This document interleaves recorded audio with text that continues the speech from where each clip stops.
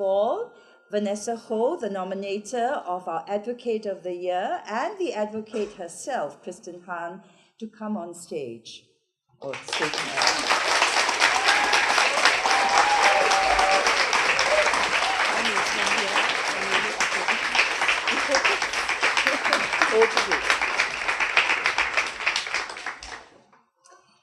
Kirsten is a rare Singapore activist whose work extends into several issue domains. As a full-time independent journalist, she investigates and writes about issues of critical importance to Singapore that are often underemphasized in the local mainstream media. These include minority rights, freedom of expression, civil rights, migrant worker rights, and the abolishment of the death penalty. Writing eloquently and courageously, she provides thoughtful, critical, and passionate commentary on those matters, giving her readers in Singapore and abroad fresh perspectives.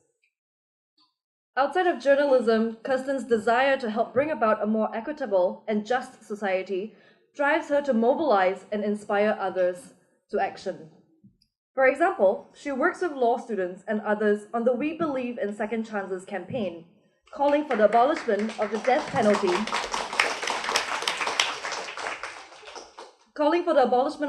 penalty in Singapore and building a community of support for families of death row prisoners. Their efforts played a part in persuading the Singapore authorities to review the mandatory death penalty for drug couriers. Kirsten is an inspiration to both journalists and activists.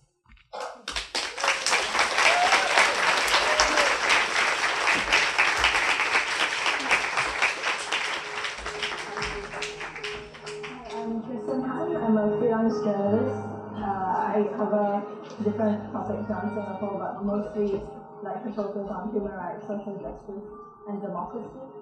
So I always do a lot of stories about migrant workers, about free speech and civil liberties in Singapore. And on top of that, as a civil society advocate, I'm also a founding member of We Believe in Second Chances, which is an anti-death penalty group in Singapore. So we work with death row inmate families to campaign for clemency or for any chance to help their loved ones escape the gallows. So I touch on many different issues like the death penalty, migrant workers, and civil liberties. But as a journalist, I really see my strength in being able to contribute to civil society through the telling of stories, through my writing. And so I wanted to highlight all these stories that may not necessarily get brought up elsewhere, and to show that there's a lot going on in Singapore that really needs to be reformed institutionally and structurally, that things need to change from the foundation. And so I hope that these stories can reach out and help people relate to each other, help Singaporeans see that they can see themselves in a death row inmate story, in his family story, and feel that empathy. It's a long, slow journey. I don't expect any story that I tell to immediately change things. I've been working on death row cases where we failed, and recently one of the cases I worked on, we failed and he was executed. But we keep going because we hope that this is an incremental thing, so that every time we tell these stories, it builds up and people pay attention and people start to change and it starts to become normal to talk about these things. So I hear from friends who are migrant rights advocates who say 10 years ago no one would have talked about migrant workers. Now students are doing projects about migrant workers rights as their university FYP project. So I do think this changes, and it's a really slow kind of slow battle or slow journey that we go on. And I was recently in the US at a conference where veteran civil rights activist James Lawson, he said something that I found really inspiring. He was just saying, this is a multi-generational struggle. This is something that won't just happen overnight in our lifetimes. And he said, I'm a citizen of a country that does not yet exist. And that really spoke to me because I feel like I'm part of Singapore, but I also feel like I'm a citizen of a Singapore that could be better and does not yet exist. But we are all trying to get there.